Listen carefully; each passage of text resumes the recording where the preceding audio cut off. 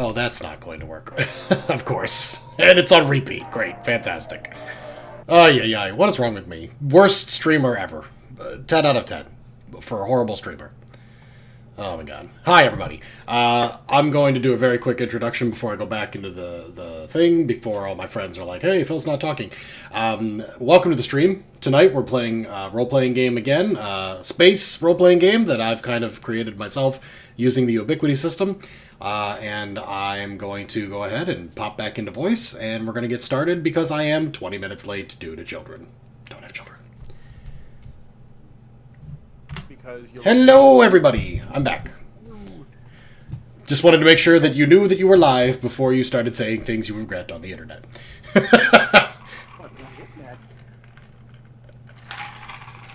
Okay. Hi, everybody. Sorry that we are so late. But, you know, how it is with children, lives, and a million everything. Yeah, don't have children. A million other things. So let's do a quick recap of where we are and what's going on. Last episode, we continued to move toward progress of an alliance between the Feldar and humanity. Specifically, the Feldar decided it would be a great idea to hack into your email system and send a whole bunch of emails to everybody on the station, with some people receiving mundane, distracting, boring tasks like scheduling 400 meetings, and other people receiving very important tasks, like come down to storage bay and learn how to fly our ship, or drop off weapons and learn how to put them on our ship. And it turns out that after a bit of a chaotic afternoon, Divad was able to control the station enough to stop the chaos, and the Feldar received a slap on the wrist for their misbehavior. They didn't really know what they were doing. They just thought it was a great idea to make everybody do busy work unless they were doing important things. That is how we do things. That's kind of a very key takeaway if you basically read a couple corporate people's minds for a couple minutes and said, I understand how to run your company now. You, file those TPS reports. Once that happened, we had a little scene where Divad was trying to restore order and Peter Langdon was flying around in a Feldar spaceship going through hoops that had been set up. And basically, it is one of the smoothest rides of his life. A very state-of-the-art human space vessel would not compare to the maneuverability. The closest comparison would be a Earth-bound fighter jet. Bless you. I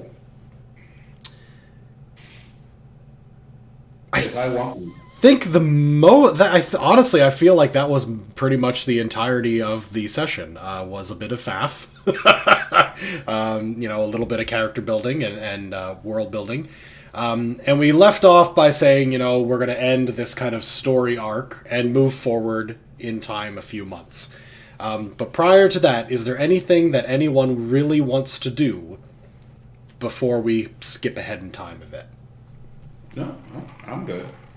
Other than scream at Earth to basically try to shield the stupid beacon. Yep. So Turn off. Stop doing this. Whatever you do, please shut this down because it could potentially kill you all.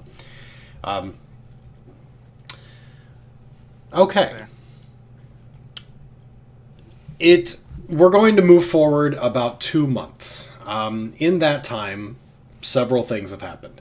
It is no longer possible for MTI to be covering up the fact that their jump gate was destroyed, and also it becomes increasingly impossible to cover up the fact that humanity has had first contact with an alien species. There are simply too many people communicating back and forth with Jupiter Station and with Earth, providing information from updated hyperdrive schematics to biological entities that need further research back where there are more people with better labs. And eventually that news, of course, takes over. Everyone is talking about this new race of sentient aliens what it means to humanity, what it means to, the corporation, etc. And MTI's stock has simply gone up, down, up, down, up, down like crazy over the last 2 months. With the leading news being that, MTI is now producing alien technology, has exclusive rights to alien technology, and there are, of course, rumors that there is a dangerous threat out in space, which confirms every sci-fi theorists or sci-fi buffs, wet dream since, the dawn of time, that humanity may be involved in a galactic conflict of some sort. Closer to you, the integration of human weapons with the Feldar technology has been slow. It is very difficult to plug in one of your components to a ship that is decades, centuries ahead in technology. But it has been the sole purpose for most of the engineering team. The Feldar don't seem to care about the fact that their technology may be controlled by one specific corporation. They have very little interest in property rights or patents or anything that would, make corporate America excited. But they do seem very keen on cooperating and on getting their vessels outfitted with these mysterious things you guys call weapons. The jump gate is under rapid reconstruction, and the second Feldar ship has been repaired and is flying again. At this moment, Peter Langdon is in Cargo Hold 3, working with Grebe to integrate the ship's psionic-based flight controls with a Johnson & Johnson brand rapid-fire uranium-cased Gatling gun. It is the best weapon on the station. The other side, the other wing of your ship, which has been called the Dawn by Grebe, which you think is a stupid name for a ship that is shaped like a crescent moon, has the Seeker missile launcher from James O'Hara's ship. So what you have on one side is uranium-propelled Gatling bullets, and the other side is heat-seeking missiles. Nice. Next to you, about 50 yards away, Samael and James O'Hara are sitting in chairs next to each other, deep in meditation. You understand that James is being trained to use the Feldar's hyperdrive. A dozen or so engineers, including Jim's character, are working to outfit that ship with a pair of rail cannons.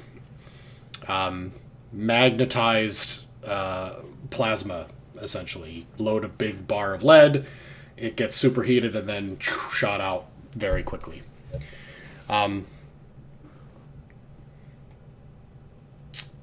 The second ship's name is Harmony. It's another stupid name, because what's so harmonious about magnetically fired lead? Peace happens afterwards. These, of course, are the names that the Feldar gave their ships before you guys started adding weapons to them. Words like Dawn and Harmony being the closest translations from what the Feldar language is. At the same time, in the innermost ring of Wolf Station, Divad sits at attention at another series of boring meetings. While his co-workers are slumped over daydreaming, Divad scribbles furious notes about the upcoming plans. Most of the company is not yet aware, but soon, very soon, they will be ready to execute Project Arcbound, the trap to lure the Wrath to Wolf 5. There, 2 Feldar ships, along with every available vessel in the star system, will be waiting, guns drawn, for the Wrath to appear.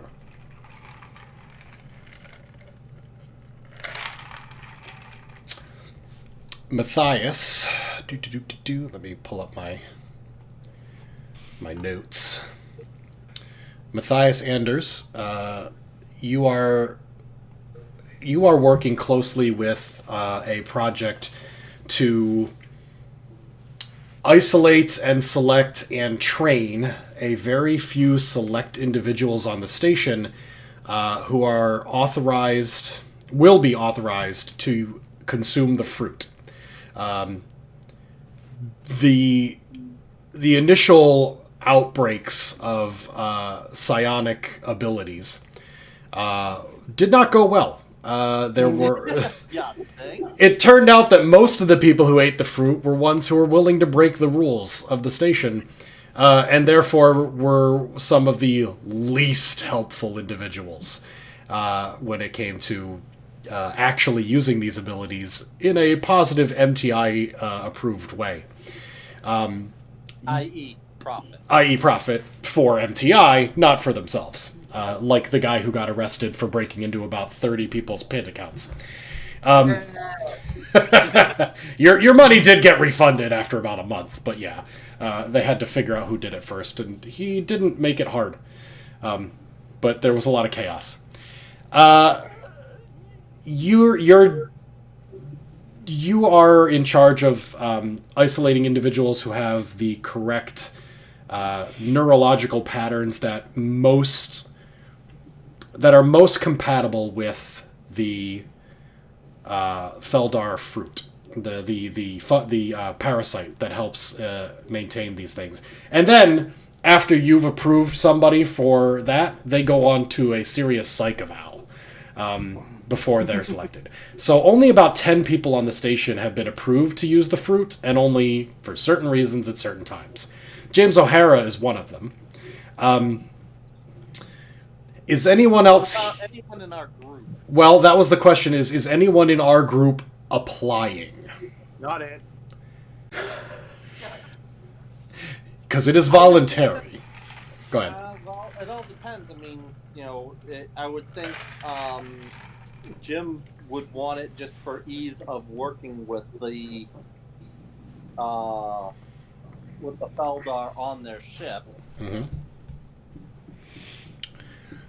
Yep. Okay, let me check here. I mean, I don't necessarily need it, but it all depends on what we need to do. Okay, give me just a second and I'll find out if Jim is approved. He's running your credit right now. I'm running your credit. Oh, it looks like you were subject to a recent scam. That's not very...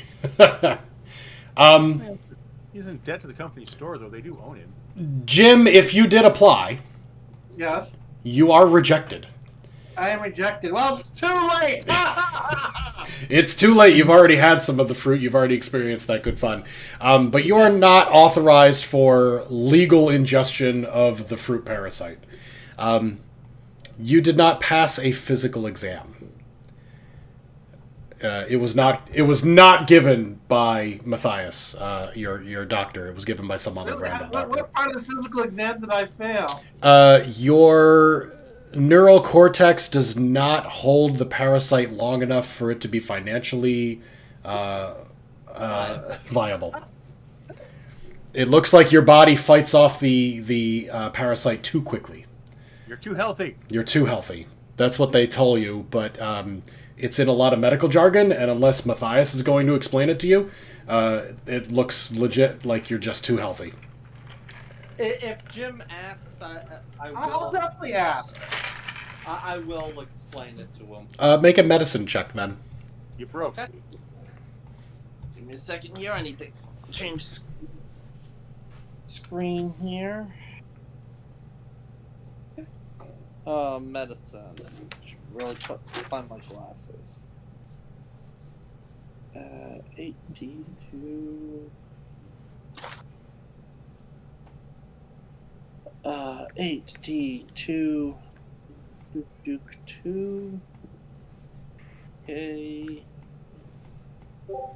6. Oh, excellent. It's not quite the reason. He's not so healthy that it rejects the parasites any faster. His neural profile suggests that he might be easily manipulated, and or potentially suffer psionic blowback if he experiences too powerful of a vision. This is something you have personally felt, but it seems like perhaps Arthur Robertson might be in more danger than you were. Okay. So if you want to explain that to him, you certainly can. It's difficult because he doesn't have a medical background. But that's the core of it, is that his will is too low. In stat terms. Okay. That it could actually cause potential damage to him. And they're worried, A, that yes, it would not be financially viable because he may hurt himself, and B, he may actually hurt himself and then cause MTI the problems of, like, we authorize this, we could get sued. So it's almost purely insurance related. And you've had to reject several applicants on that alone. Okay. People who may be incredibly intelligent, but psionically susceptible to the parasite. So, don't take it personal. Below your experience points, raise your will. Devad specifically said he's not applying and doesn't want any of that fruit near him. Also, I have your shitty will, so. Peter, are you applying? You already know that the fruit doesn't quite work on you the way it does. Yeah, I will not be applying for that very reason. Mm-hmm. It doesn't seem to work terribly well on me, so... Okay. Now, does anyone actually, other than you and the Feldar, know that? No. Nope. Okay. Nope. It's not like I'm broadcasting it to people going, "Hi, this fruit doesn't work on me," but... Yeah, So, as yes, far as I know... Oh, sorry, go ahead, sorry. None of you... I will not tell any of you that the fruit does not work on me. Okay. Because that would be a key thing that I'm sure, what's her name, the biologist, exobiologist would want to try and figure out. All the more reason why we're not telling her, because I'm not spending all of my time in the med bay letting her poke and prod me. And you want to become the research guinea pig. That is another question, actually, for Phil. Yeah. Did the other information that Tom knows that we don't? Yes. The Feldar use AI. The Feldar have effectively a non-psionic class of artificial people. Yes. Do people other than Tom and the Feldar now know that, or is that still buried tech? It is. Tom hasn't shared it, and the Feldar have not either. Okay. In fact, if anyone has tried to get that information, it has not showed up for them. AI is a very, very bad thing. Right, and Peter Langdon informed the Feldar that the AI was very taboo and something that humanity does not support. So the Feldar you do kind of know, after having worked with them for over 2 months now, the Feldar have a better control of their psionic responses than humanity does. As you would expect. Yeah, no problem. As you would expect from someone who, grew up on the fruit versus somebody who just had it this week and went crazy. They can, although they do not choose to do this often, they can lock out memories from being shared. Mostly they do that to prevent someone from being hurt. Sharing, the last moments of their death, for example. Something that could cause psionic blowback. But they also do that if they need to keep something secret, which, again, does not happen often in their society, but in this case, they are doing it because they do not wish to... Well, you don't know it, but they're doing it because they don't wish humanity to find out that they have AIs or had AIs in their society. And therefore, suddenly humanity rejects them and Right. They are currently enjoying they're currently enjoying the benefits of an alliance, and they don't want to freak out their new friends. No, good. As dumb as they appear, they're actually cleverer than they look. Mm-hmm. They're only dumb because their culture does not mirror humanity's pro-corporate, pro-profit, pro-competition ideals. Yeah. I can hear children. Curse them. So, Arthur, you are one of the top lead engineers on the project of integrating Feldar technology with humanity, because you have had some extensive work between yourself and the two Feldar, and you did at one point ingest the fruit. While the memories of some of the more advanced stuff have completely faded out, you do have your notes, mostly about the hyperdrive.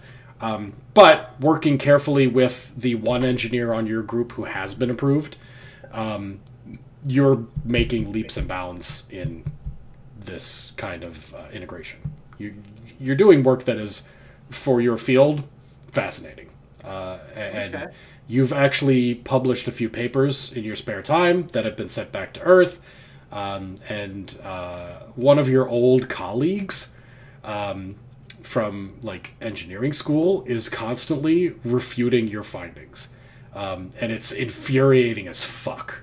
This asshole was a very smart engineer, but he's constantly saying that your work doesn't make sense, doesn't follow the laws of physics or engineering, and it works because it's fucking working. Like, you're using it right in front of you. But this guy is just constantly writing bad papers about you. Yes, because that's how he's promoting himself. Exactly. To try I am the expert on Earth about this stuff. Exactly. And you haven't even bothered to publish your hyperdrive theory stuff because there's almost no groundwork for it. There's centuries of development here that is missing. So Matthias, who's currently stepped out, would actually pass his physical, but his psychological evaluation would be rejected, and he would not know why. So if he can hear me, he could be in the other room going, "What?" So really, none of you are approved. Peter, who didn't go, Devad, who didn't go, and then the other two who did, but are rejected. Yeah, that makes sense.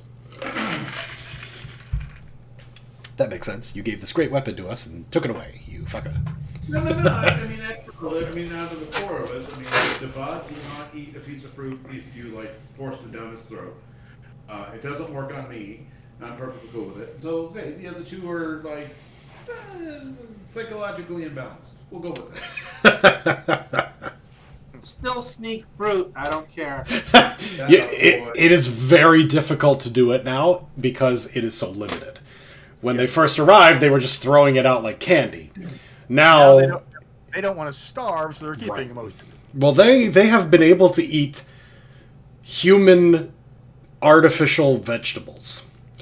Most of them they find gross. So they eat it and they're like a child eating broccoli. They're hungry, but they're not that hungry.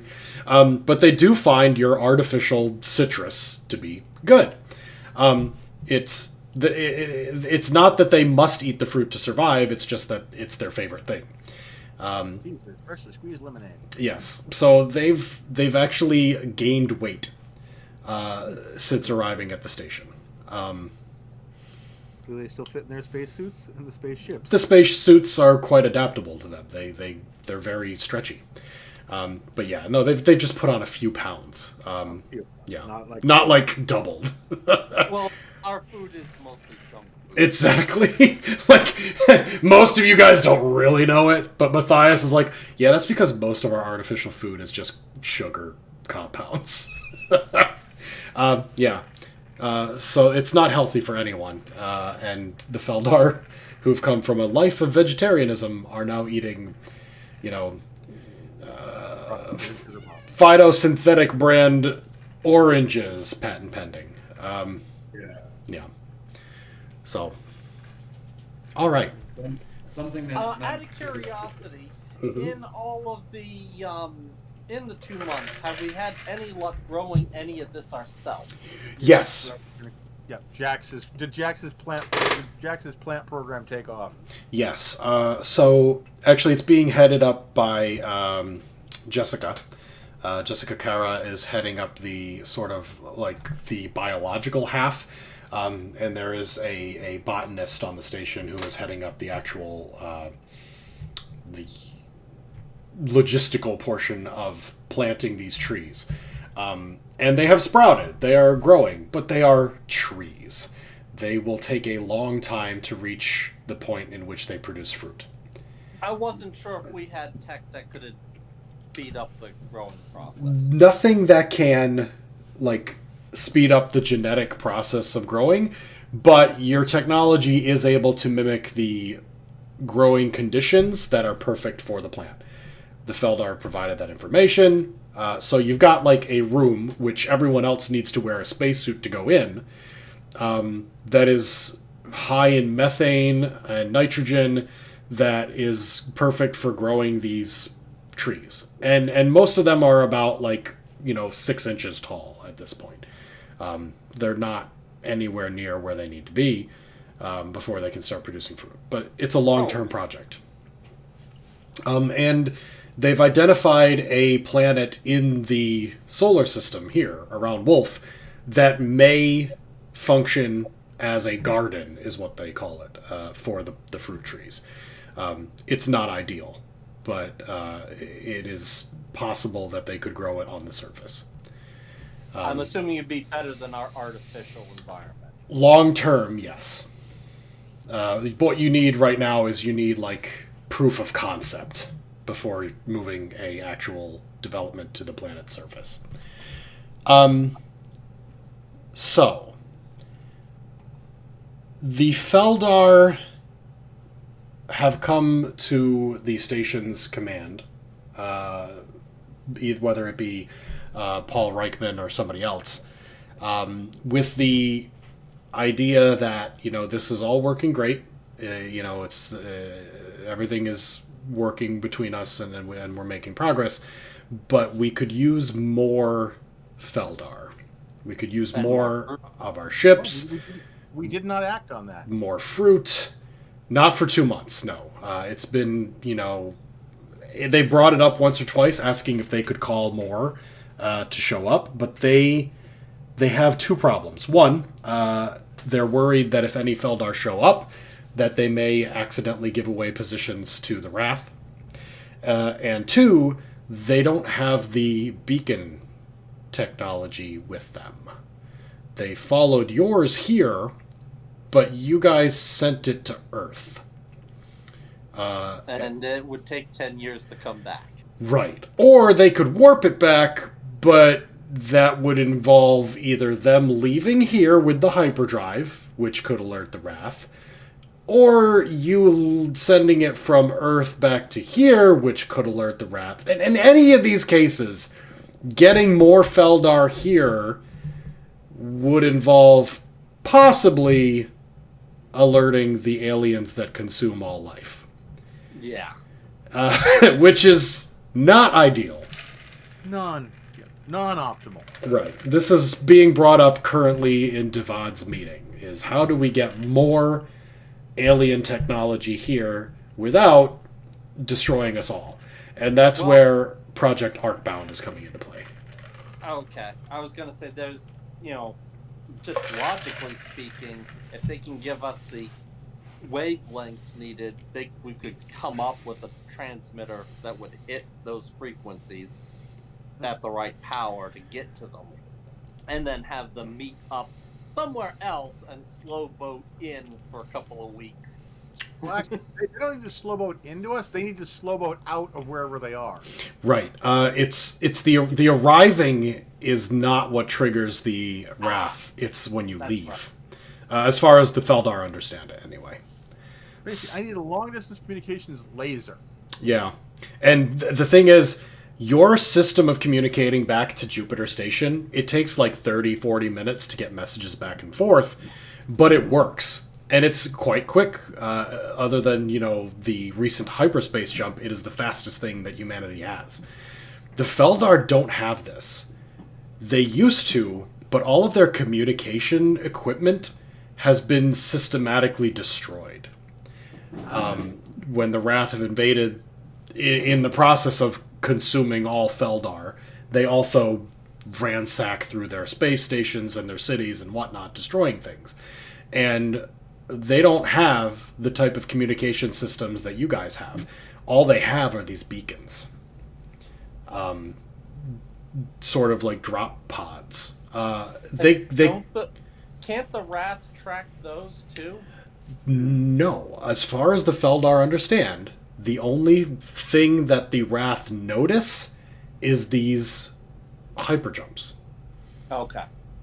Because they lived for, millennia without attracting their attention. They before they had hyperdrives, they did what you guys did. They slow drifted through space and subspace.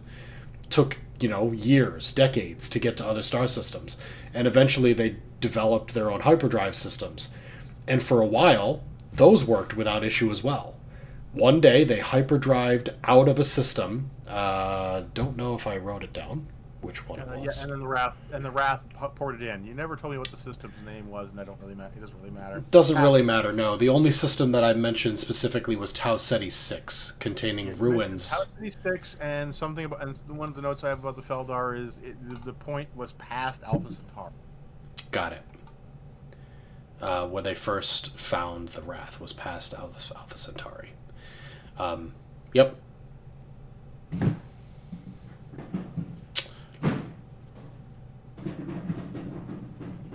What is that sound? I think Ron just fell down the stairs.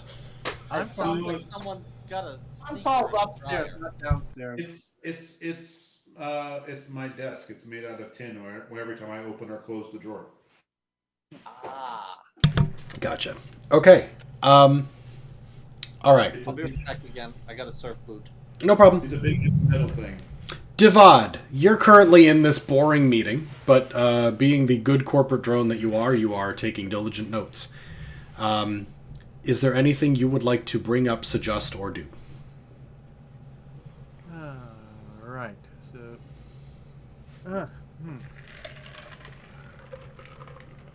what is the? Yeah, I have Feldar questions. Like, what is the smallest thing the Wrath reacted to? Can we use missile? Can we use hyperspeed missile communications? Just lob a missile that way at hyperspeeds.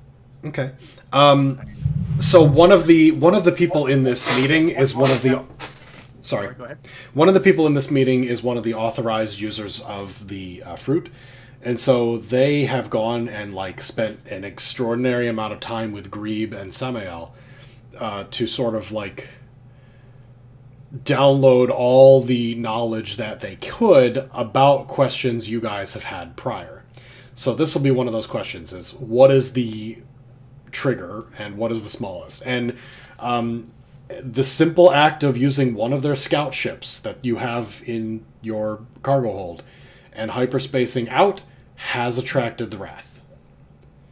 That is the smallest ship that they have, or had ever. And it does appear to attract them most of the time.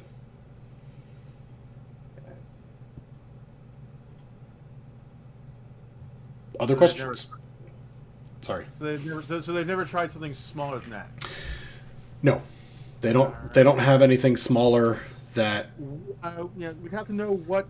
Since we broadcast best to Earth, because Earth is listening for us. Mm-hmm. Stan's comment is right. We should basically try to figure out what frequencies the Feldar tended to chalk on themselves, and then just try to blast in directions of their. Okay, aim at that. That should be a Feldar planet. Blast our message that way. Mm-hmm. So it's basically a big SETI program, but actually expecting a reply. Yeah, it is possible that you could create the technology for the beacon is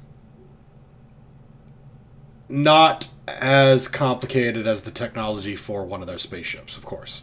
But the materials that you need to construct it aren't found in this solar system. You actually need a refined...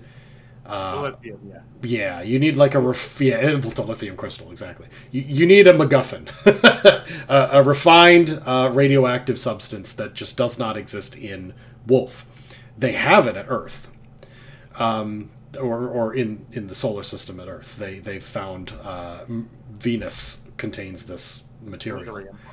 Yeah. So you could potentially create new beacons there, but they have one. It's currently broadcasting. And if they do something with it, they might be able to get it to work to bring the Feldar there. But that's not where you want them. You want them here. So the next idea that we've had is that James O'Hara will take the Harmony and will create a hyperdrive burst, go from Wolf 5 to the next nearest point in space, several thousand kilometers away, turn around, and hyperdrive back 10 minutes later, or 5 minutes later, or whatever. And that act of opening the hyperspace portal out will draw the Wrath in.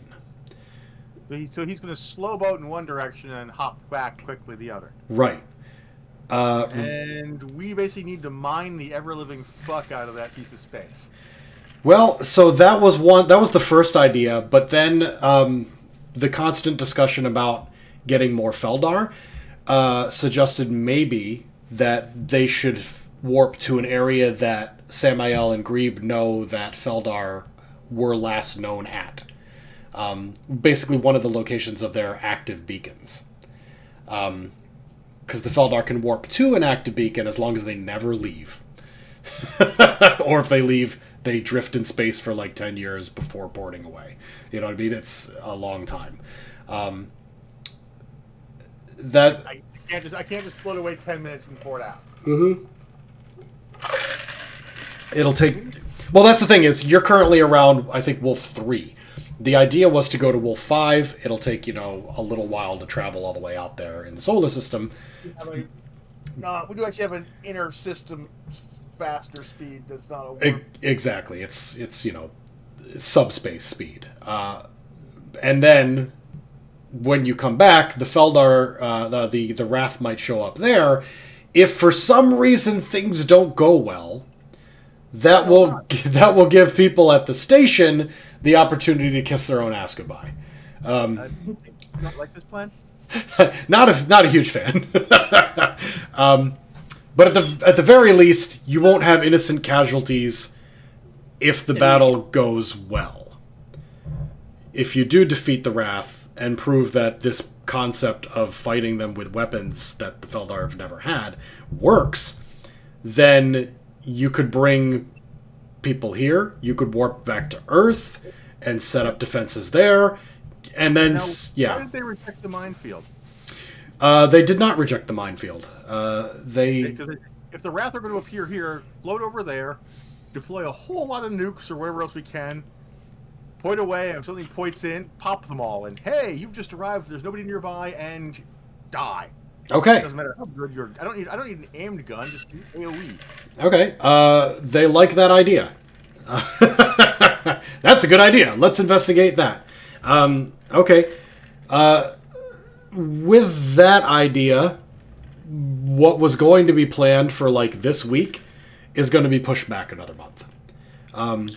Because that makes sense to them. Let's have them jump into a trap and then have people swarm in and clear up anybody who's managed to survive. Yes, because we have an idea how big they are and how they warp in. They tend to warp in as a singular mothership that releases garbage. Mm-hmm. It's not always that way. Sometimes they warp in small ships, but usually it's a big, giant overlord, which then sends out a bunch of these little pods that chew through armor and then, Eat the planet. spit out a spider into the hallway, which then goes around and killing people. Do they have the ability to scan the zone before they arrive, or are they arriving blind? The Feldar don't know. They haven't exactly talked to them. The Feldar have not been able to communicate with them psionically, and because they haven't been able to communicate with them psionically, they haven't been able to learn their language, and because they haven't been able to learn their language, they mostly just get eaten. I was wondering if the Feldar Go ahead. Yeah. The Feldar can not scan a star system before they arrive. It's not. They don't have the technology to detect what they're about to warp into. It's part of the reason they crashed into your spaceship years ago. I was wondering if we needed to build up some sort of large dummy structure out by Wolf 5 so that when they we see warp signatures over there and there's a large object over there, we'll warp there and eat it.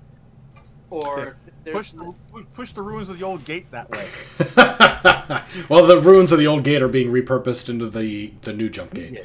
Because reduce, reuse, recycle.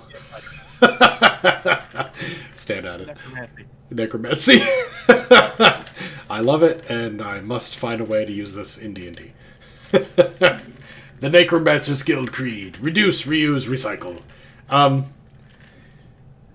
So, building a fake structure, too much time, too expensive, too costly. Yeah. Deploying a bunch of location-based nukes, great idea. Not that expensive. We don't have too many, but a few of them that detonate when the thing shows up is better than nothing, and then we can go in and mop up what's left. James, you've received, a ping on your little beeper. Need an engineering team to create minefield priority 1. But you're like, yeah, that's great, but I'm installing the railguns. That's what I'm working on. Railguns first. But half your team then gets diverted to a different task for the next month. Guns first, minefield second. Because the problem is, I try to say this. Picking through the Feldar memories of the attacks, a ship leaves a specific point in space. Yep. The aliens appear at that point, around that point. How close to the point do they consistently appear? They appear within 1 kilometer of that point. 1 kilometer. Okay, Yep. So that's well within the tolerance of a nuke. Yes, it is. If it was 30 if it was like 30 meters, I could get away with a lot of smaller style munitions.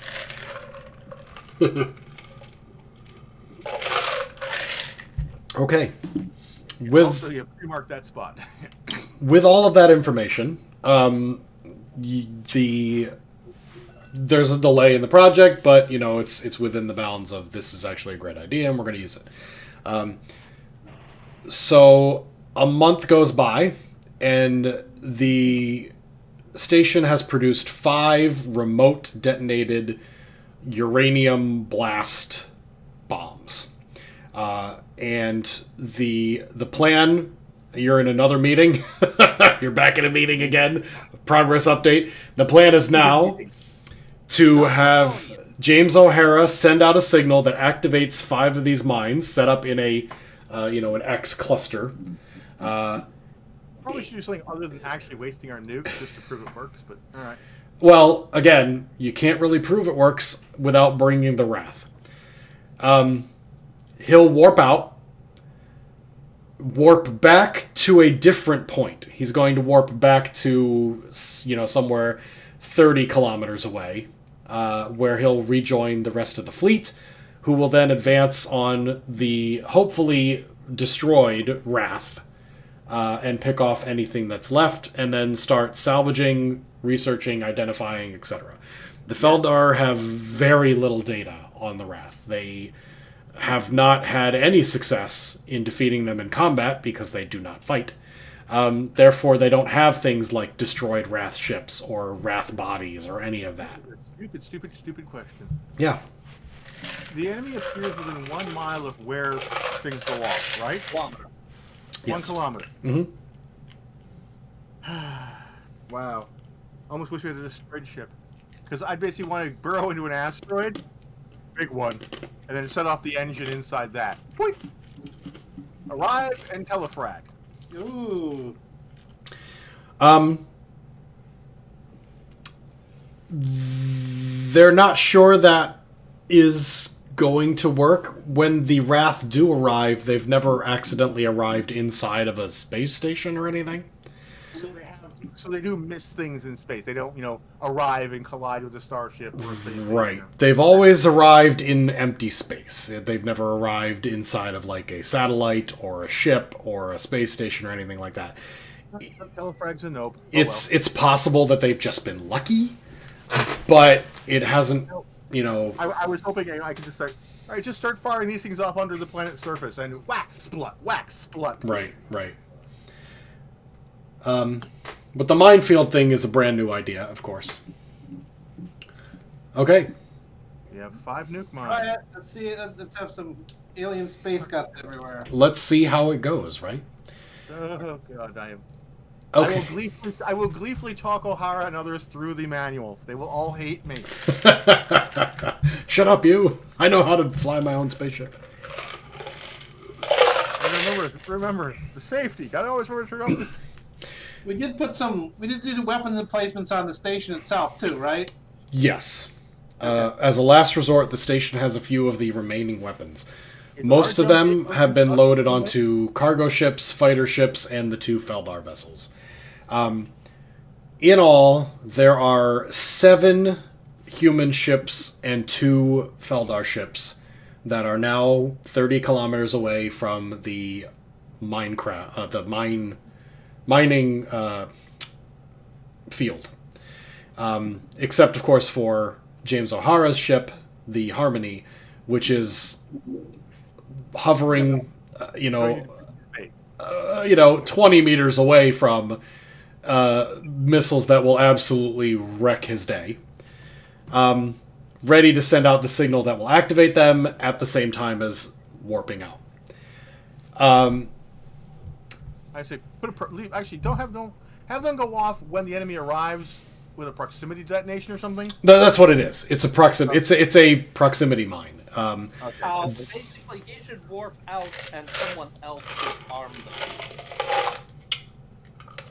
The problem is, everyone else is trying to stay far enough away that if the Feldar show up within like 60 seconds, they're not going to be caught in the explosion. Yeah. The remote start up of the mon. It's on it's on a short timer.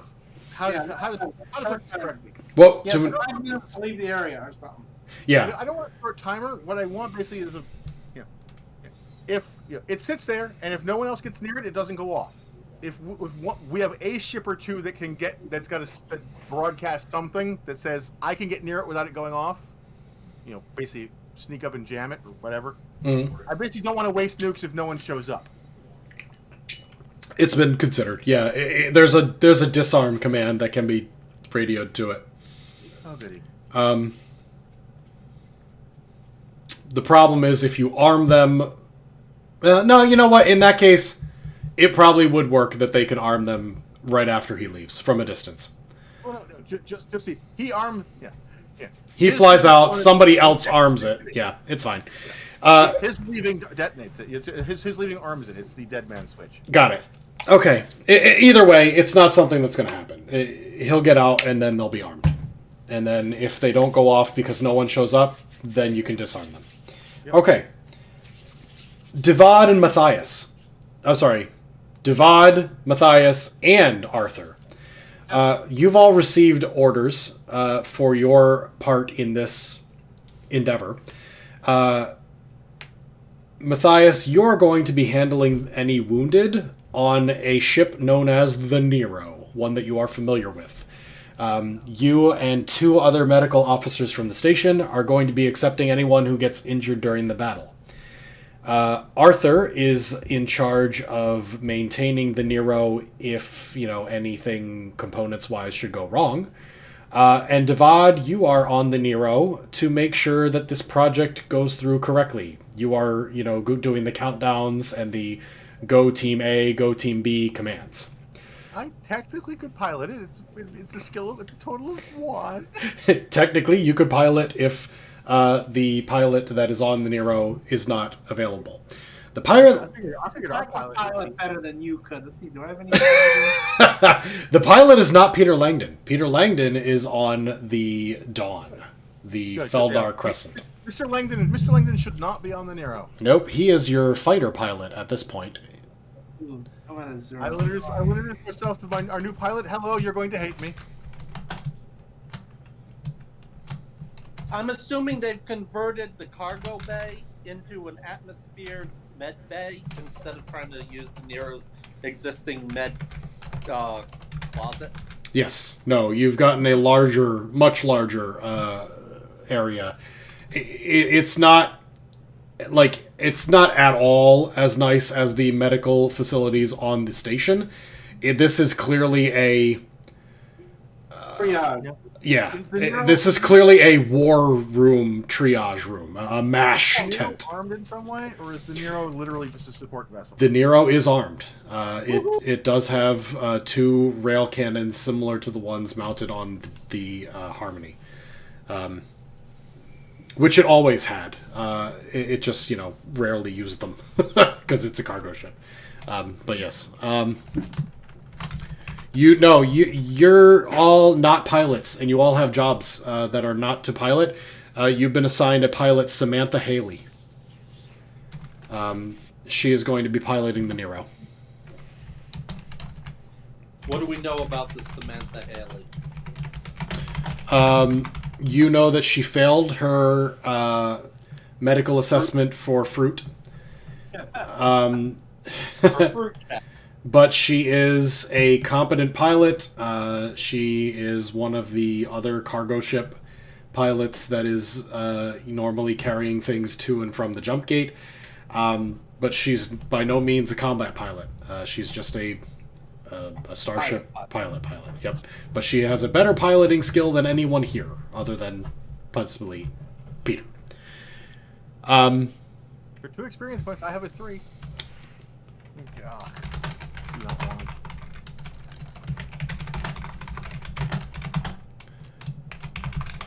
There are 6 other human vessels, all of which are smaller than the Nero. The Nero is the largest one, which is why it's been set up as the triage ship.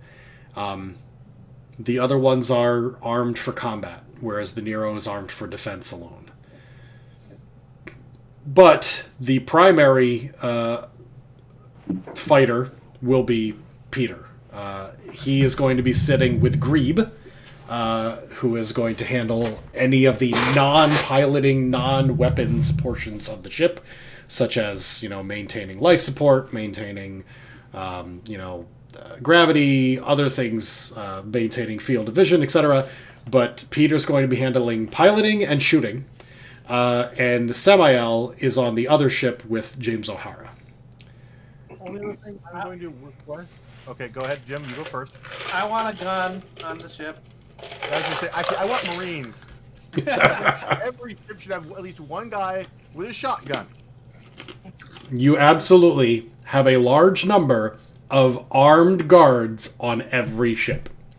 Except Live in your spacesuits, people. except the scout ships, Peter's. They're too small. There's no room, yes. And if you have someone boarding your ship, you're already fucked. It's not going to be good. These things will chew a 5-foot hole in the side of the Feldar vessel. That's not going to work. You're going to lose half your ship. Break them off with something else. Yeah. So the idea there is don't get hit. And for the larger cargo vessels, the idea is if you do get hit, the Marines will respond by blowing up the spider aliens that pop out. Okay. Any other questions before James O'Hara jumps? Go for it. Let's go. Oh, I'll have plenty of questions about 2 a.m. Okay. Nope, nothing jumps into my head right now. Sorry. Mine is the best good idea I had. Marines was another good idea. Arthur, you said you want to be in control of one of the cannons on the Nero? No. I just want to make sure there were cannon, I'm I'm doing repair. Your job is to make sure all the systems on the Nero are working, and you've even gotten that fucking door that was broken many years ago to actually open and close correctly. This thing is working. I actually have a 3-in gunnery, but I'm probably better off mostly screaming at other people. Yeah, giving bonuses to your pilot. Okay. With that, You will hate me. last call before I say that he jumps to warp. Alonzi? Okay. let's go. James O'Hara jumps to warp, and a little green bubble goes, and his vessel disappears. At that time, Divad gives the instruction, arm the mines. Yep. A signal goes out from one of your vessels, and all the mines start blinking. Bink, bink, bink. It's so far away you can barely tell. Oh no, I'll know in a minute. Yep. A painfully long moment of silence. After about 3 minutes of just dead waiting, a blue and purple vortex opens up about 500 meters from the closest nuclear weapon, and a large, Zeppelin-shaped organic vessel comes out of it. Immediately, almost within seconds, a string of 5 massive detonations occurs in space, tearing the organic structure from one end to the other in a purple-red mist. Does the gate it jumped through also collapse or no? It collapsed behind it. Like it just came through, it disappeared, and in that second, all of your ships shake as your inertial dampers try to stabilize a vacuum explosion in space. How much vacuum am I worried about? Because that doesn't do anything. It's all the new micrometeorites moving at some fraction of c that it sucks. All of your shields are holding as they get pelted with tiny bits of radioactive energy, metal shrapnel, and eventually organic material from 30 kilometers away. There is nothing left. Then a minute later, James O'Hara's ship appears about a kilometer away from the rest of the fleet with a, "What happened? Did it work?" Yeah. He is greeted with a mighty huzzah! We did it! Yay! No, now we wait 30. Now we wait 30 minutes to see if a second one shows up. What do they? Have the Wrath ever been beaten? What are they gonna do?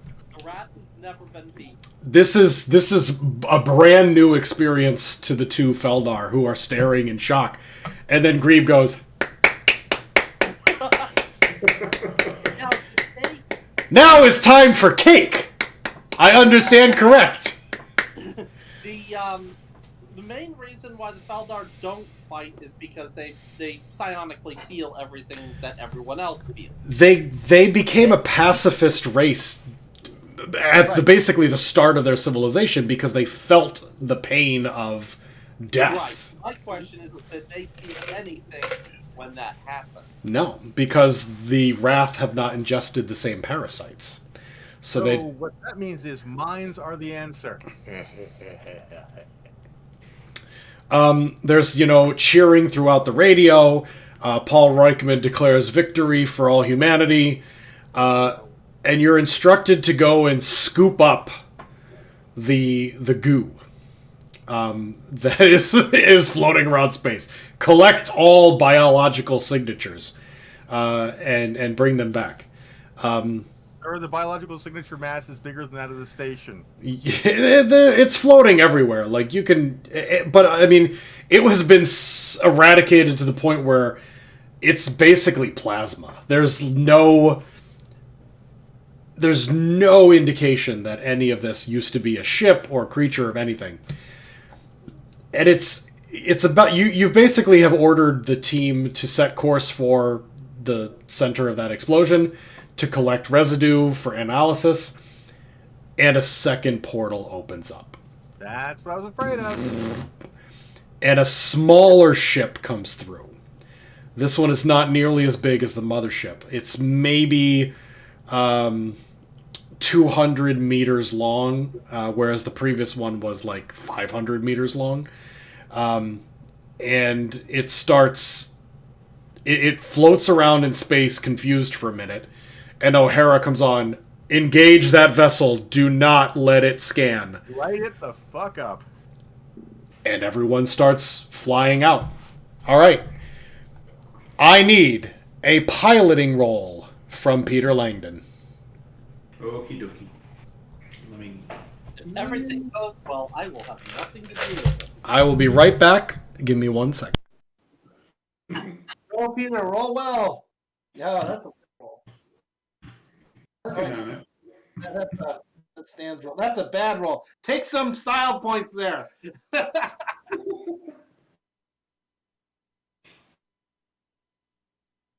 Well, I mean, all I really have to do, at least at this initial part, is just close some distance. Depends on how much of a roll he wants you to do. Well, Right, we'll so- find out. So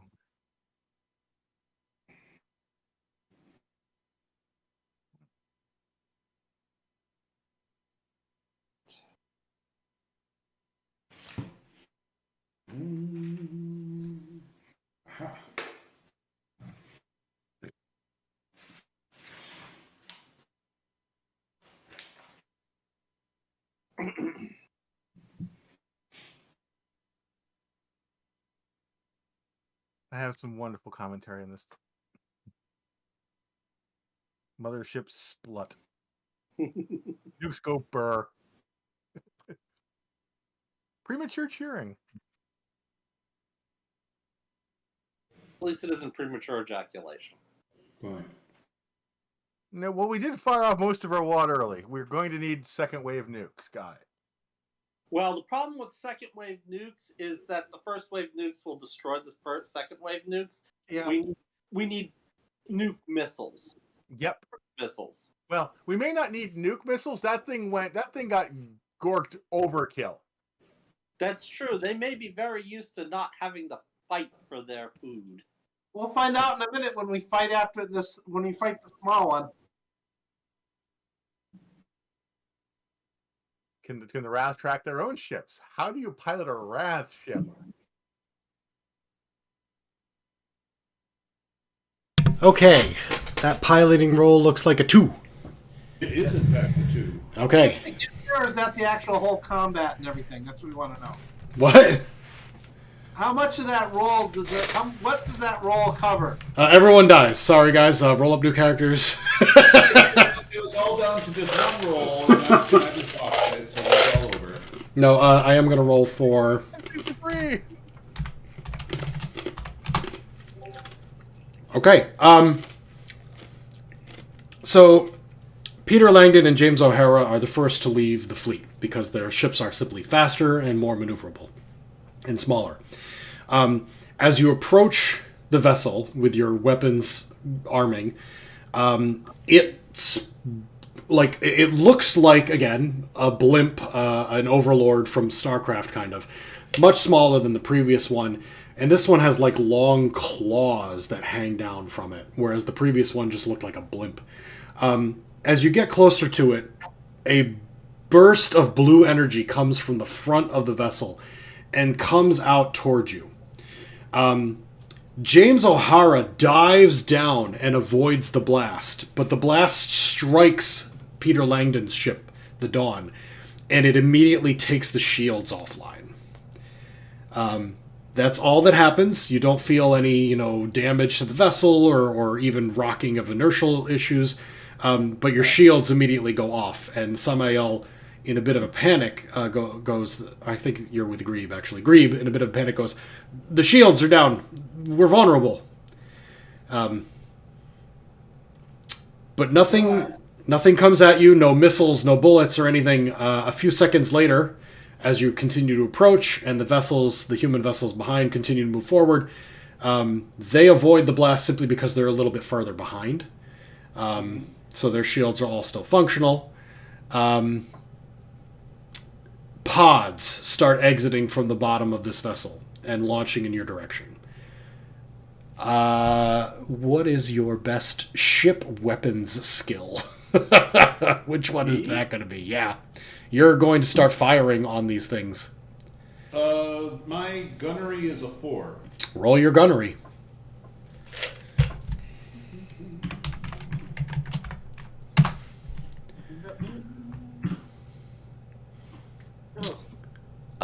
Hey, I'm used to cargo haulers. That's okay. A 1 will strike the thing as it heads towards you. Roll 6d2 in damage. This is your Gatling gun. Your Johnson & Johnson brand Gatling gun is piercing the outer shell of what looks like one of these pods. 3 damage. Yeah, it shreds it in space. And it just rips it down the middle. What would have been one of these wrath spiders inside of this basically egg cocoon just gets ripped in two and starts floating off into space. James O'Hara has a similar success. He shreds through one of them with a rail cannon, popping it like a zit. And then the two of you are within firing range of the mothership itself. What would you like to do? I'll definitely open fire on the mothership. Would you like to use the Gatling cannon or the heat-seeking missiles? Well, I'll do both. Alrighty. I will activate, utilize the style point. I will activate the missiles. They will, and shortly after they launch, I will open fire with the Gatling. Alright, make 2 gunnery rolls.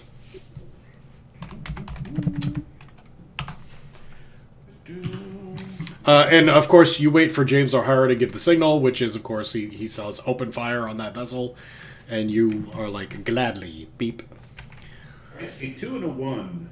Okay, okay. Give me a second here. I'm rolling a whole bunch of things because he's also shooting. Yeah. A 3 and a 3 for him. And then the vessel is too big to avoid your guns. It would roll a 1 for both, and you hit with both. So now roll damage. The missile is going to be 10d6. Nice. 10d2, you mean? Sorry, you're right. Not d6. d2. 10d2. I like 10d6 that D2 system. 10d6. Overkill. It is very overkill. That's a lot of overkill right there. Oh, did I miss? Ooh. Okay, Tom does 5 points of damage to the side of this blimp, which is a lot. You see the missile strike the hull, and it doesn't explode when it does. So at first you think that something's wrong, but what actually happens is it's very fleshy, and the missile goes in a few feet before exploding out the other side. Just tons of intestinal gore is what it looks like. Like you shot an enormous giant in the belly. And fire coming out the back. O'Hara blasts the thing with 2 of his rail guns, which don't appear to have as much of a impact damage-wise, but they definitely strike it and go through it, causing spurts of blood out the side. You definitely caught its attention. It starts rotating in space as if it's trying to retreat. And then it sends out dozens of these pods in every direction that then start turning and heading toward your vessels and the fleet. I'll make a piloting roll for Sarah. I'm sorry, not Sarah. Samantha. Yep, I am currently blithering at her, so she gets an extra 4 dice. Oh, she gets an extra 4 dice. Yes. Oh, she rolls a 5 and is going to avoid impact from any of these things completely. Some of the other ships are not so lucky. It looks like a total of 6 of these pods have connected with different vessels. Not all of them. Some of them avoid them completely, but and some of them get shredded by machine gun fire as they come in. In all, it looks bad. It's about as bad as a Russian invasion of Ukraine. Ooh, I don't know. We haven't seen any of these things run out of gas yet. Too soon? Yeah. Oh, God. The blimp attempts to retreat, and you get to make another attack on it. You have another heat-seeking missile and more lead shells. Well, question. I mean, how far can I actually close distance on this thing? Yes, you can get right up on it at this point. Because it's got big holes in it. Yes. So I mean, quite frankly, I'd like to fly into the darn thing and shoot it from within. All right, make a piloting roll. You're not going to want to use the missile at that range, though. Smaller. And I will use a style point for a couple extra dice. Okay, So use this on the way in then, or the way out. that's a decent roll. Okay, Peter Langdon, madman that he is, having blown a massive hole in the other side of this vessel, rolls his ship over it, and Samael has grabbed onto the dashboard and is screaming. Grebe has grabbed onto the dashboard and is going, ah! As you, shut up, you baby! This is how humanity does it! You fly into the wound. It's a bit like flying into a anthill that you've ripped in half.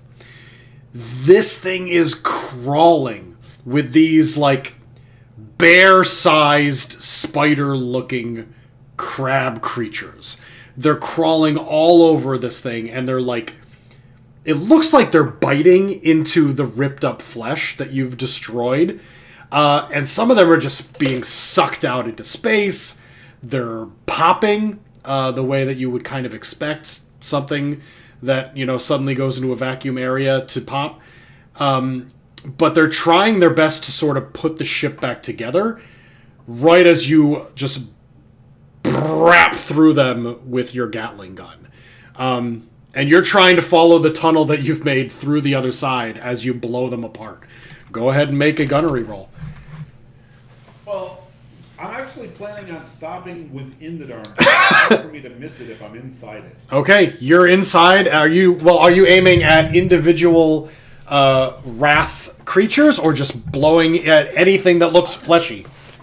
I'm just spraying bullets in all directions. I mean, basically at this point, like I said, I'm inside the ship. I can't miss. I'm just spraying bullets in all directions. Make a perception roll. One perception roll. Oh, you made a death blossom. I don't happen to have a death blossom. We have 2 guns on this thing. Geez, you're rolling great tonight. That's a 6. While you're in there just randomly shooting at fleshy bits, you're noticing that the gun is not terribly great at just blowing up flesh. You don't know what to shoot at. But then you spot something that looks like a big green organ, and it's like pulsing. And you're like, that looks important. I'm going to shoot that. And you fire about 85 bullets through this thing. And it just explodes, leaking this green bile everywhere. And all of the wrath that you could see fall to the ground. They just collapse. Mine. And then you, rather than being stuck in here where it's a little bit dangerous, especially since a uranium, a magnetic lead bullet comes through the side, because James doesn't know exactly where you are, you then zip out of it. It goes very well from that point on. The other vessels report engaging and destroying the Wrath spiders that have entered their ships without too much trouble. Matthias, nobody gets injured. And this vessel, although it's almost torn in half, is now floating in space in much better condition than the one that got vaporized by nukes. Wow, what? That's to be expected. Surprise. A few bullets versus nuclear weapons. This thing, once you've made sure that no one's in any danger, it does appear that shortly after destroying that green organ, all of the Wrath just fell to the ground. Once you're positive that no one's in any danger, everyone stops shooting at things. It's like, everyone stop shooting! I think we killed them all. Yay! And then, A third wave shows up. yeah, right. You get the radio command, like, if you could bring some of those bodies back, that's way more interesting to me. And this is Jessica Kara. I'd like to know their weaknesses, their strengths, their biology, what we can synthesize from them. Hell, I want to know if they're edible. No, I don't. Gross. They look horrible. And yeah, there is no third wave. Nothing else comes through any portals. A few hours later, Grebe will suggest perhaps that this vessel went to the point where James O'Hara came back from, realized there was nothing there, and then said, well, since I'm nearby, let me go investigate that other one. So maybe it was just sniffing around the area. We should do it again. We should do it again! More bodies! Yay! No, for one, you don't have any more nuclear weapons. They all blew up. So we can't get rid of the big one. Yeah. Hey, that's a good question. How many big ones do they have?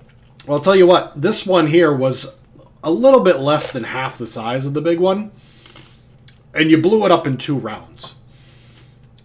It didn't seem that difficult. And again, Grebe and Semael do the more cake! This is great! We have never seen this before! Well, yeah. The problem is they are a non-combatant race, so all they could do is sit there and watch it happen. Yeah. Yeah. Watch it. Or so they've been telling us. I mean, they're just the masterminds behind this whole thing. We read it in their minds. Come on. Yeah, where it goes both ways. Evil. Of course they're evil. Hopefully a useful lawful evil. How dare you? Lawful evil could use bureaucrats. Peter Langdon might be the only one that knows for sure that they're hiding stuff. For certain. But everyone thinks he's just a little bit too paranoid. Let me touch my troll dolls and tell you about how these things are actually kind of evil. Sure, Pete. But they did let you fly one of their advanced vessels into space and blow up stuff, so it's been a good day for pilots everywhere. I like it. Yeah, the cargo ships start grabbing big chunks of this thing and hauling it back. They basically, harpoon it and start dragging this massive space whale through space back to the station, where over the next few weeks or months, people will start analyzing it. But it went very well. Too well? Who knows? Who's to say? We don't know what they are used. Both sides are very used to either just dying or just winning. So it's entirely probable that they've never faced anyone that fights back. Right. That is certainly what the Feldar have told you. This is going to be one of those times where we're going to be warping ahead in time a little bit, but we want to cover some major questions in between. Matthias, your specialty is human medical biology.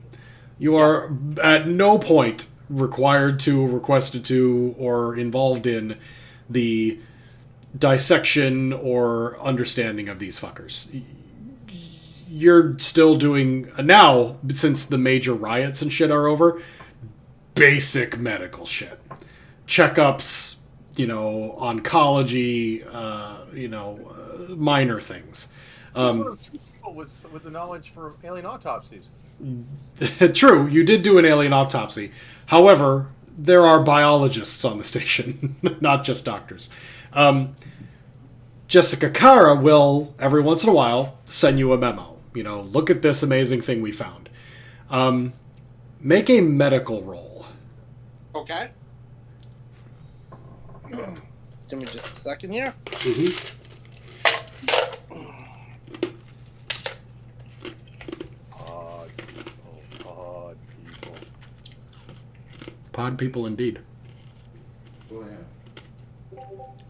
4. She basically says, look at these 2 samples, and she sends them to you.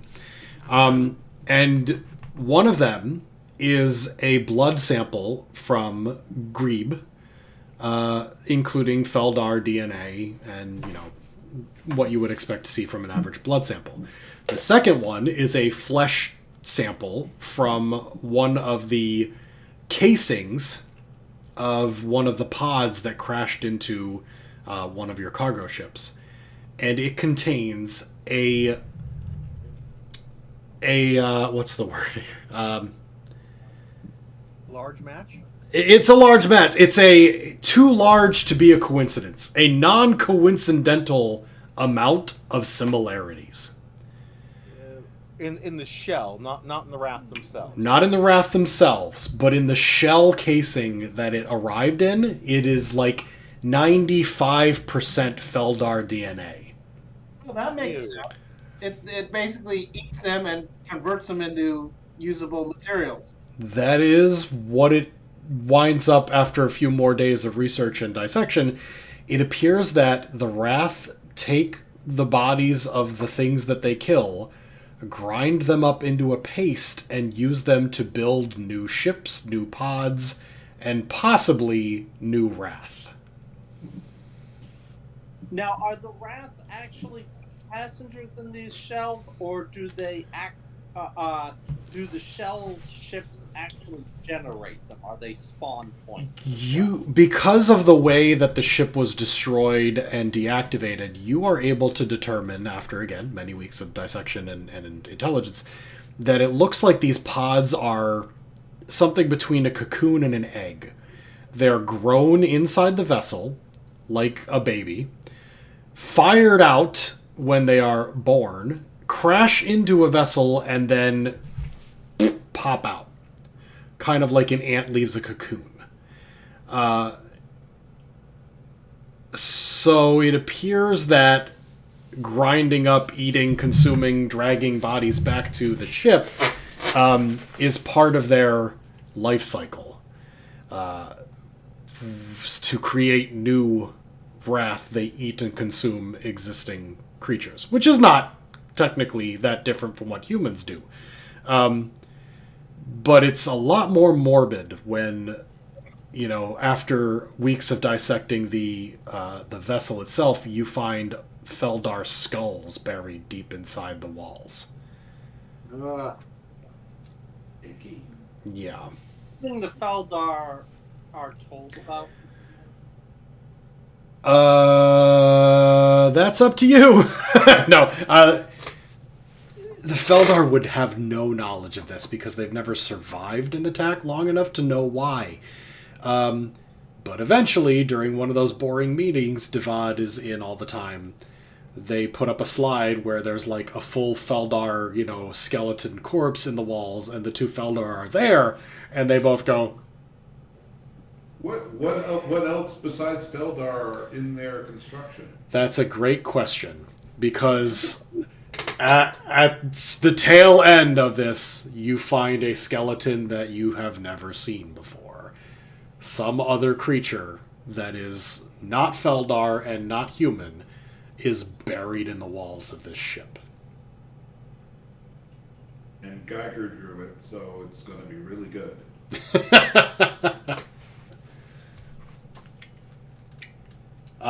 Yeah. Either the Predator or the Alien. Take your pick. Why not a mix of both? Jessica Kara has identified no less than 5 different strands of DNA within the ship, the cocoons, the Wrath themselves. It's a mess of DNA.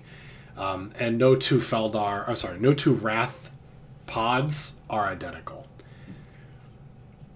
It's like, she says, if you took 5 different species from Earth and blended them into a slurry. Icky. What was the green And the thing? Feldar don't recognize any of this either, so it's actually alien to the Feldar as well. It's not like we're looking at humans and cows. You do not see anything. She has not found anything from Earth or the solar No, system. I'm referring to the idea of, okay, are these all Feldarish creatures, or is it actually alien to the Feldar? They, when provided with enough data, they're able to identify some, but not all, of the genetic codes.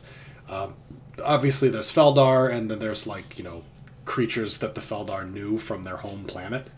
But they didn't encounter life outside of their home planet until they met the Wrath. and there's, 2 or 3 other creatures here that they have never. And the other skeleton is humanoid-ish shaped. It is, bipedal, human-sized skull, different shape. The Feldar believe it, and so does Jessica Kara, that it might be another spacefaring sentient race that the Wrath ate. Entire third race at Pal City 6. Yep. Yeah, but that happened a while ago. I doubt, Oh, yes. Well, I don't know how long these ships live. Yeah, that's a basically, good- tree growth, right? Okay. Trying to figure out tree rings, that sort of garbage.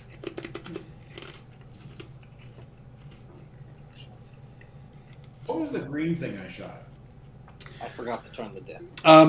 They don't know. It's going to take a lot more than a few weeks of research, but the best that she can guess is it's some kind of pineal gland.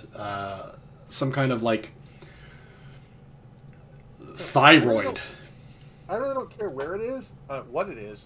I'm more sure that I want to teach everyone, all pilots, that the green important piece is found here on the ships. Aim there. Yeah, it's somewhere in the front 1/3 of the vessel.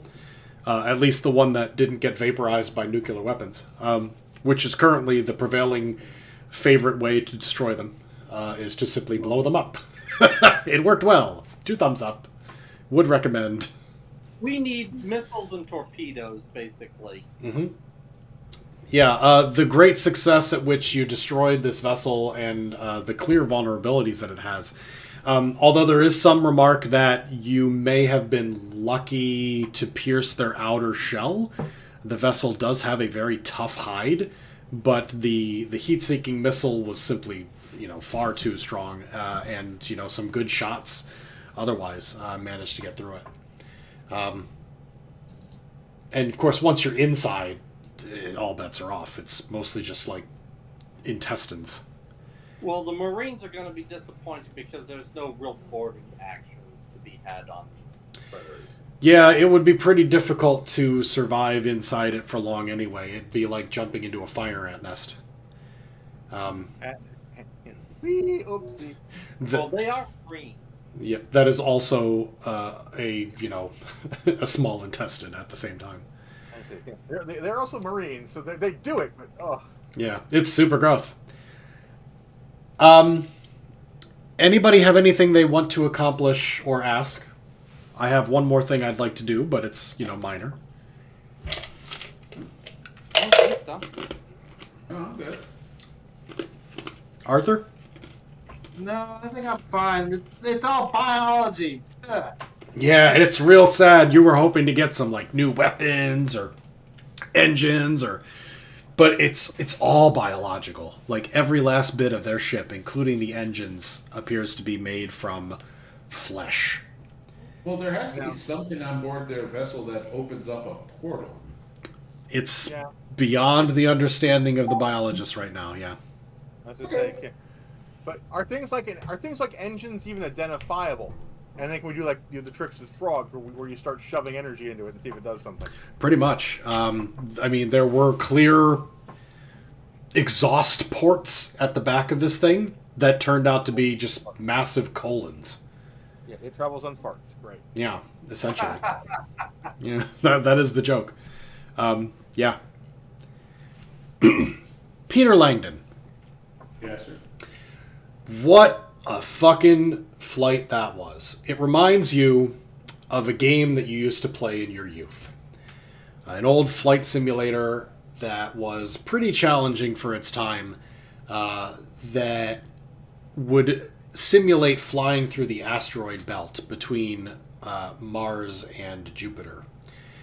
And you remember fond, nostalgic memories of playing this flight simulator for hours on end.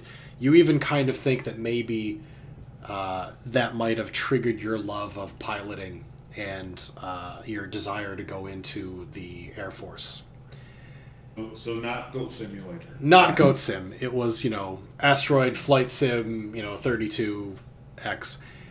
And during one of your off hours, your extended relaxation times, you think to yourself, fuck, I'd really like to play that game again. I've got an old controller around here somewhere. Let me see if I can download it. And you find it on the International Space Station, library. It's a couple of credits, but you have an extra 2 or 3 months worth stored in there from some activities that took place a while ago. So you pop it in and start playing it. And you play it for a few hours. And it's not as difficult as you remember, but you have it on the easiest setting, and you win the game 9 times, and on the 10th time, you made a bit of a mistake. You flew into one of the asteroids, got damaged, didn't lose, but it wasn't the perfect run that you were used to. You said, well, that's fine, but 1 out of 10 times, that's pretty good. Yeah. So you up the difficulty. You play a few more hours. 9 times, you fly through perfectly without scratching a single asteroid.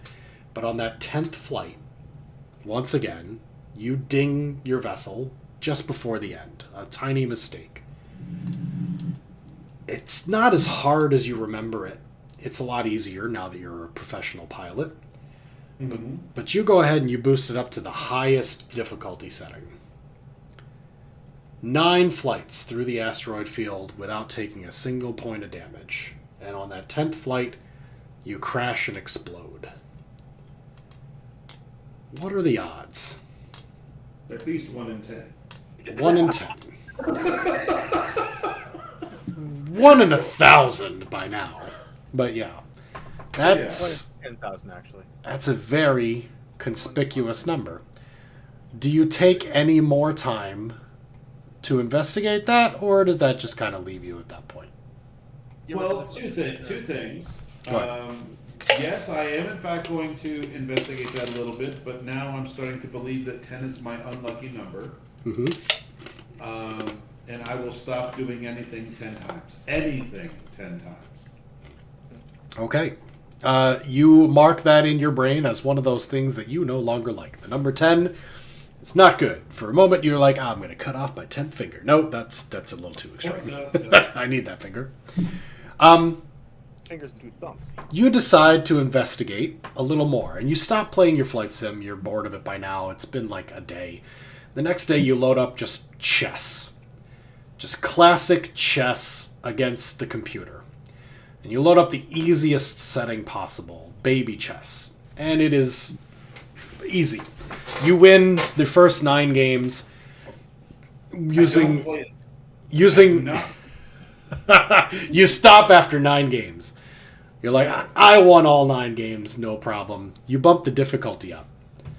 On the very first game of the second difficulty, you make a mistake. You recover. You do beat the computer. But you made like a really dumb move. It was obvious. You moved your knight out, and then it got taken, and you didn't have anything backing it up, and you're like, oh, fuck, that was dumb. But it is only the easy level. You beat that game. You play another 8. No mistakes. Easy. The computer is so stupid. It leaves itself open to the most obvious moves. It's only taken you an hour to play almost 20 games. So you bump it up to like average difficulty. And you play another 8 games. And on the 9th one, which you would recognize as probably being the almost 30th game you've played of it, it would actually be the 29th game. Yeah. You make a significant mistake and lose. And you're not a chess wizard. It's not like your favorite game. Again, you're more piloting, less strategy. But it does start to dwell on you that, like, there's something about that number 10. Maybe not 10 exactly, but really close to 10. That is unlucky for you.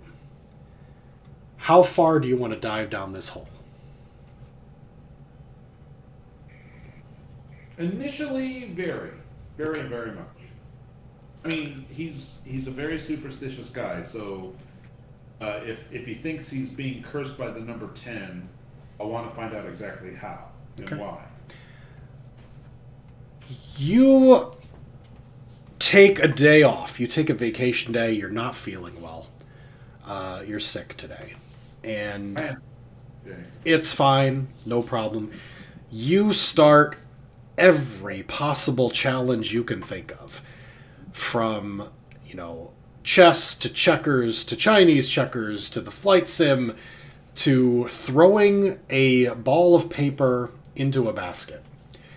And you figure out, after just meticulously calculating and watching, that you fuck up every 9.8696 times.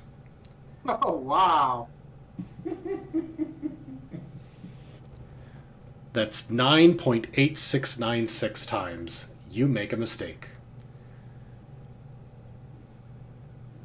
How do you account for that? So 89689. No, it's 9.8696. Sorry, I may have fumbled through it because it's. It's like the fact that it went down and back up was even creepier. I'll put it in the chat channel here just because. So I wrote it down. You wrote it down. Of course you did. You're taking notes. He does. He takes meticulous notes. 9.8696 times. Ron's notes. What a weird ass fucking number. Yeah, he's going to have to put something in there like, oh my god, what a stupid number. My notes were, I'm the lucky one. I want you to do one more thing for me, Mr. Langdon. Let me just check your character sheet here so that I know what I'm asking you to do. Make an intelligence roll. Intelligence roll I could potentially do. Mm-hmm. I don't think I'll take the average. We'll roll it. I think my 4. 4. Okay. You're not sure why that number is significant. It's kind of a weird looking number. But every time you think about that number, you just get this painful itch in your brain. That's the number. That's the unlucky number. It makes you feel uncomfortable. And you take that number and you erase it. You throw away all your data. You delete your flight simulator. You put away all of your other games and you say, nope, I don't want to go any further into this right now. It is making me uncomfortable. Bad juju. And whether or not you decide to talk to anybody about it is totally up to Peter Langdon. Yeah. I'll probably talk to Grebe first. Just because I never had it before. Okay. Before the flight, and so I'll be darn curious what he has to say. I do not recognize the significance of that value. Perhaps I will ask Samael if he knows. Samael is my navigator.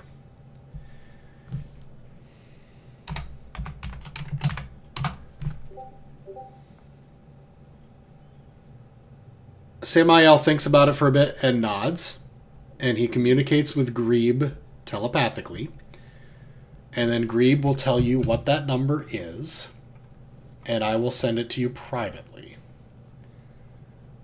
Oh, that's just me. The rest of you can figure it out.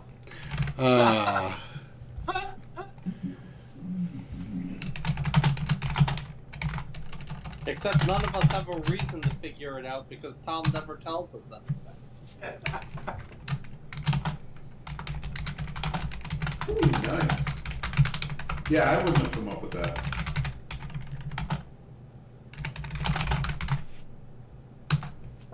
There you go.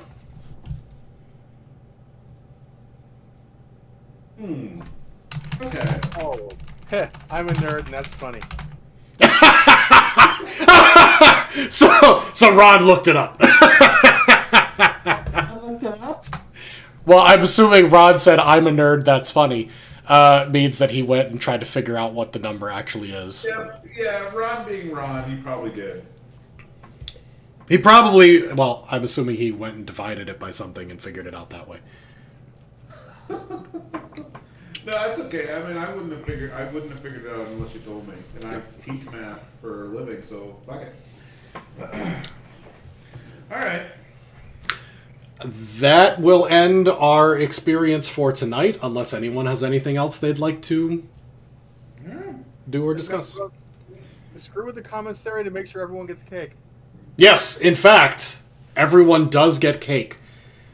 There will be cake. There's real cake. It is coconut cake, and yeah, it's real cake. It's not real coconut, but it is real cake. It's not real coconut, parentheses, but it is real cake. Yeah, everyone gets victory cake. The cake is a lie. How does the boss feel about this silliness? Everything is great, except that I can't patent a bunch of goo. Did we actually lose the ability to patent genetics? Sorry? I was fairly sure we didn't lose the case to patent genetics. No. Well, it's less about patenting the genetic code of this creature because, I mean, you can't create a genetic code. That's something you discover, not something that you manufacture. But spirit, sir. He's quite happy anyway because he has been able to patent, or rather his department / MTI has been able to patent several things from the Feldar ships. And he's in, great position. He can't exactly get a promotion. He's the highest paid MTI person here, but he's getting all sorts of accolades. So, yeah, everything's great. This was a great idea. I love when we blew up the ships and they all went kaboom. And let's keep doing that. I thought so. The only reason he hasn't said let's have more people showing up and blowing up things is because he's been asked not to by the biologists who would like time to research this and make sure that, next time these guys don't show up, that they're going to be totally different. Or immune to nukes, yeah. Or immune to nukes.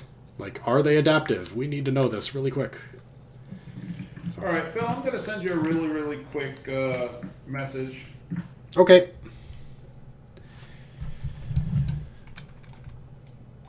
All right.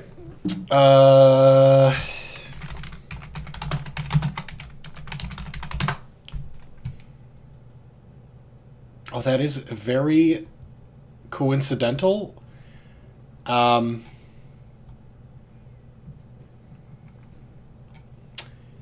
It's related, but not specifically the number that you're investigating. Okay. Because it would be different based on what planet. True. Yeah. It's one of those things where it's like, maybe. No, but definitely close. What it really is more like this. Because all right, what I was thinking, guys, and again, this is out of character because I don't think Peter Langdon would have come up with this, but 9.86 is meters per second squared its gravity. Right.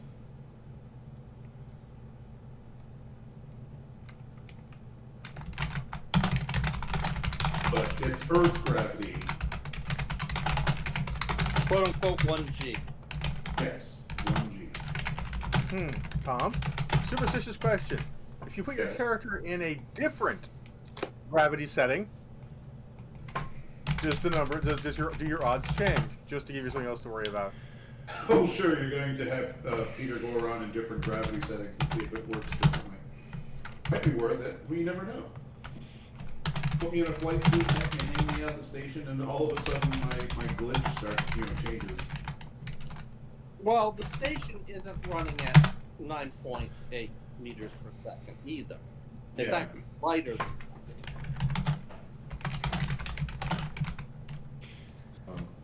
So yeah, my thought was gravity, but it's not gravity. Apparently, it's not gravity. Uh-oh, a message. Yes, I was Hey, typing that's it, furiously. Well, if you guys aren't going to spit it out, let's call it. Otherwise, you're going to drive me insane.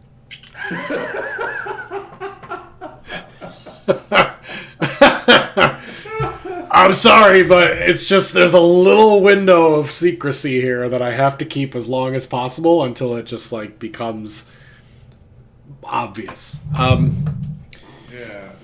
So anyway, unless there's any, go ahead. My character will definitely be a little unnerved by it. And we can pick this up next session, but yeah, I'll definitely be mentioning this to the other guys. So, with regard to the aliens, are you telling them why that number is significant to you, or did you just ask, "Hey, does this number mean anything to you?" I will ask. I will say, hey, that's a coincidence. That happens to be gravity on Earth. Okay. They kind of shrug and nod a bit, and they're like, "Yeah, okay, that must have something to do with the way your species calculates numbers. To us, those two numbers are not as important, but maybe for you it is specifically something that humanity finds interesting." But I'm sure there's better mathematicians on the station that I will probably be bothering at some point. Yeah, and unless you explain to them why you feel like it's a significant number, they'll eventually come up with the same thing that you just got whispered to you. Like, oh, that's what I would do if I wanted to, password protect a file or something. I would use a number that is easy to remember, but also impossible to guess randomly. Like that. Okay. Or, so-and-so's coefficient, one of those fucking nerdy math whiz numbers that I would never remember. But a mathematician would be like, oh yeah, that's, Bob's coefficient. It's, 7.2734. Do you remember anything from your college years 20 years ago? I remember playing a lot of Dungeons and Dragons. I mean, you had to take calculus. Do you remember even the slightest bit of it? Look at the time. Tom, I claim that the reason I got a D in Calculus 2 was because it was at 8 in the morning during winter quarter. But honestly, I think it was because Calculus 2 was probably integration, and I don't fucking understand that at all. I barely understood differentiation. And I don't now, because it's been 20 years. And guess what, asshole? I never needed it. It was useless. Denied. I remember drawing stick figures having sex during my Calc 2 class. That's what I remember. I remember playing Tetris on my TI-83 Plus. That's what I remember. I do not remember a lick of advanced mathematics.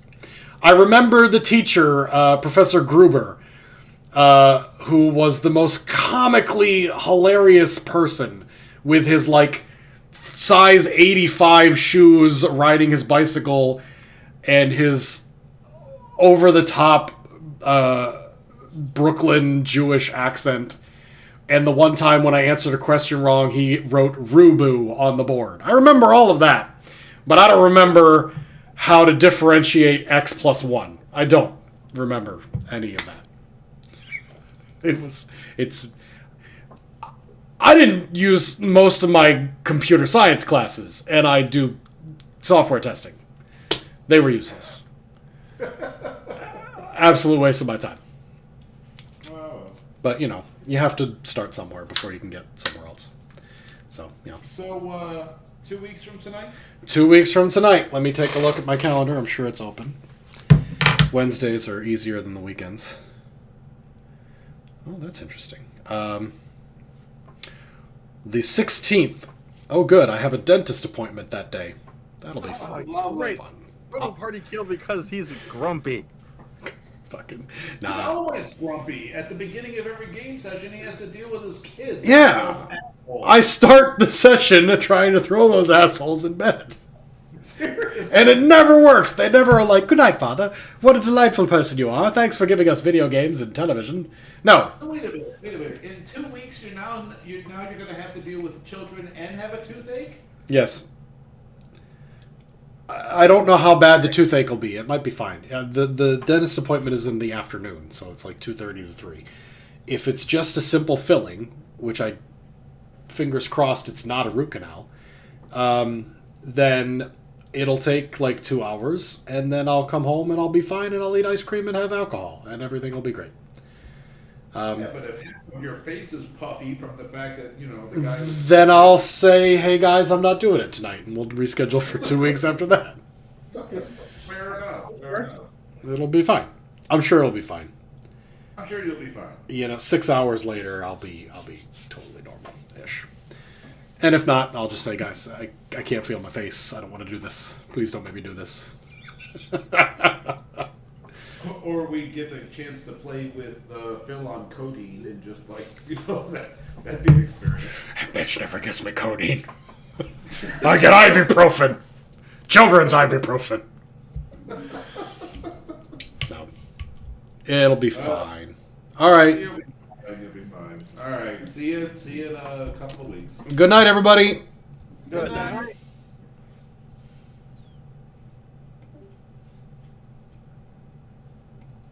There we go. Disconnected. Alrighty, let me just go ahead and hop over here. Boop. Actually, this one's probably best. Thanks, everybody, for watching. Let me take a look here. I have not read a single message. I'm so sorry. I was focused entirely on my players. Dirty Dog, Dark Takanawa, Slippy, Cassie Coomans showed up, and DB Coop was here. Thank you guys so much for watching. I appreciate all the times you guys watch. Is that Lego in the background on the top left lad? Oh, I don't know. I think it might have been. That would be Jim.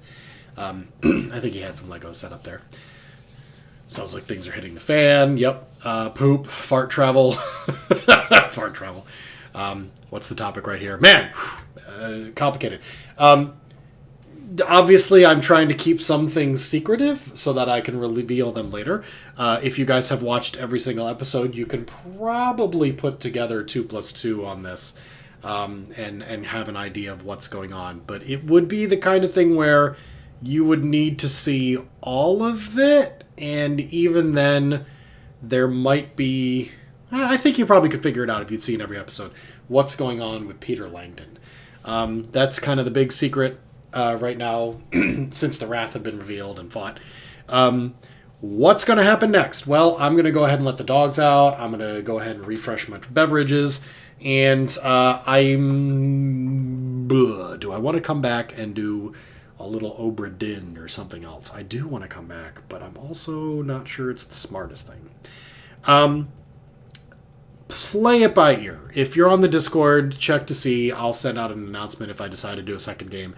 Or even if I don't. If I decide to just go to bed, I'll make an announcement there as well. So, thank you guys so much for watching, and I'll see you either later tonight or on this weekend. Yeah, I'll see you next time.